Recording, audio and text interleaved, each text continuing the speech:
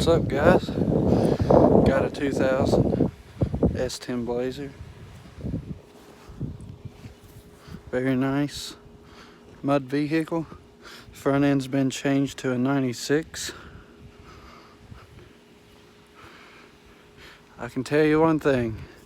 If you get a locker in the back of the rear end of these, and if your four-wheel drive works good, these things is unbeatable in the mud. So go out and get you one. See one on your yard sale page, wherever you live at. Go out and buy one, and you can always weld the back differential, and that's a cheap locker. And if your four-wheel drive works in the front and you weld the diff in the back, you got yourself a good mud toy. Just the way it sets, no lift kit. Have you some good tires on it, which I do. They're just caked full of mud. Very nice vehicle. Still runs good. Still could be a daily driver. Used to daily drive it all the time. But always wanted a mud toy and had the rear end welded on this. So I was like, why not? Did have a roll pin on the back that got ripped off. And who needs a bumper if it ain't gonna be a daily driver, right?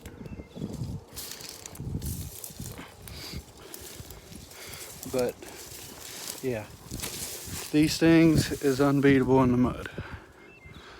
I've had this thing in some pretty swampy mud. I'll sit there and stop, gas on it, and it'll go right through it. It's a pretty good vehicle to go mudding in.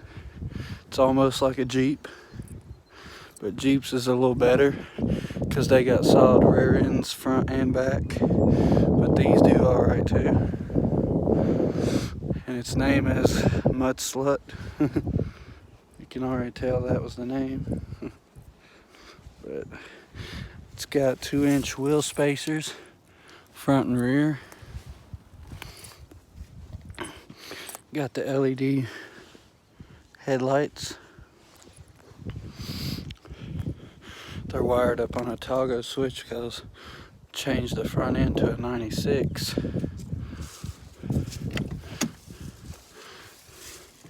Here's the inside. It's got a 206,000 miles. Motor runs really good. No knocks, no burning oil. But I would say before long, it will burn some oil, making it a mud toy. It does have a fresh oil change.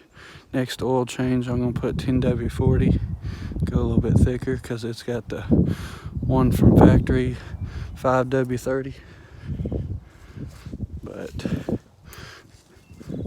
if there's one of these where you live, go out, buy one, and take the rear end cover off, and weld that differential up. Make sure your front four-wheel drive works. You'll have you a good mud toy. This one only has rust in here, but you can't see it because of all the mud.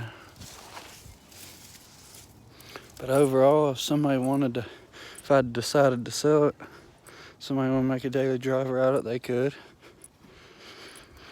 It's still daily drivable. I ain't gonna completely destroy it because it's still too good of a vehicle. Now, if it was rusted really bad on frame and body, I would completely destroy it. But as you can see, frame on this one is good. I don't know if you can see that well, but it is good. Only spot has rusted through is right there, and it had a roll pin on it. That's why this has been cut short, and this shackle has twisted because this is a little weak in here. But I plan on getting me some metal and weld that up soon. There's my rear end.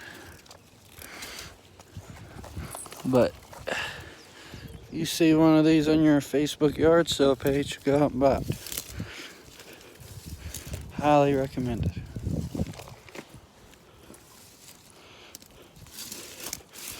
And mine has a few things upgraded on the motor. Has all vacuum hoses deleted. Gives it a little bit more power. Distributor's been turned 90 degrees, which gives it a little bit more power. And all the vacuum hoses has been deleted except for the four-wheel drive one. That one has not. And it does not have the stock air cleaner on it. It has one like a carburetor one would have. Here, I'll show you.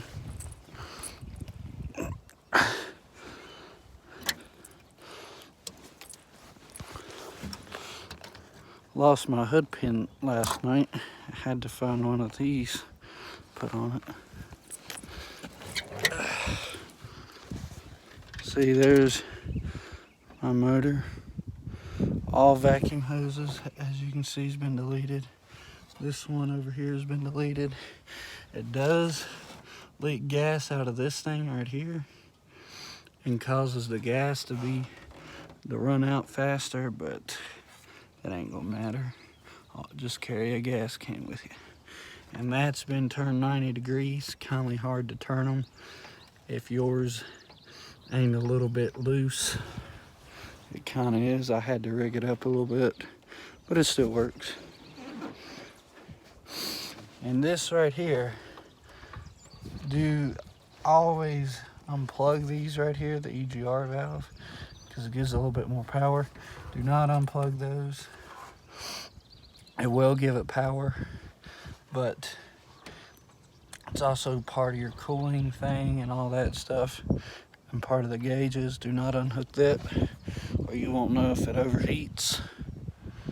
But as you can see, my four-wheel drive, there's the vacuum line. Kindly rigged it up. Goes over here onto the intake. You can manually do that. There's a little thing, there's a vacuum spot on the engage thing down there, four-wheel drive engager. And you can run a vacuum hose and you can have it engaged all the time manually. And if you just want to unhook, don't want it to be in full drive, just unhook that vacuum hose. Hold on. Right there. See, I put my vacuum hose right here. It was originally right here. There was a little thing right here. I took it off and I just ran the full drive thing right there. So if your full drive doesn't work, if you get one of these or you have one of these, you can always find you some old hose laying around, take it and hook it onto the thing. You'll see where the vacuum hoses hook onto the actuator down there, and run it over here. And there'll be another hose hooked up to that. Just do a delete on that and put the full drive hose on it, and it'll be engaged all the time. And if you don't want it in full drive, just unhook that. But I always leave mine in. And if you do it like this, full wheel low will not work, only full wheel high. But that's all you need is full wheel high. Don't really need to be too low.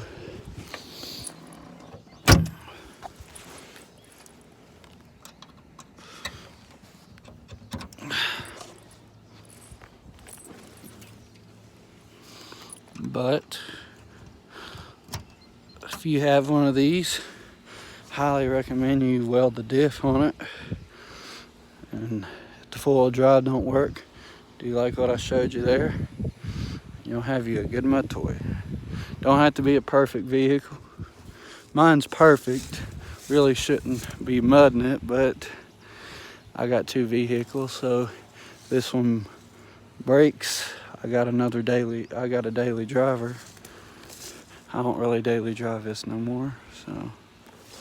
But interior is okay. Kindly. But And it was originally this color, and whenever I got it, it was white. I don't know if you can see that hood up there, but it was white. Somebody had rattle canned it white, and it looked so terrible. Very terrible.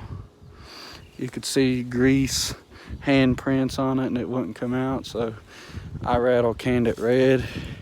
And this door and this fender's different colors because I had a parts blazer, and I should have waited to paint it until I got all the rust-free pieces on it, but I done painted it with the rusty parts on it and changed it out, and I just painted that door black and painted that fender gray. Don't have to look too perfect as long as it's rust-free.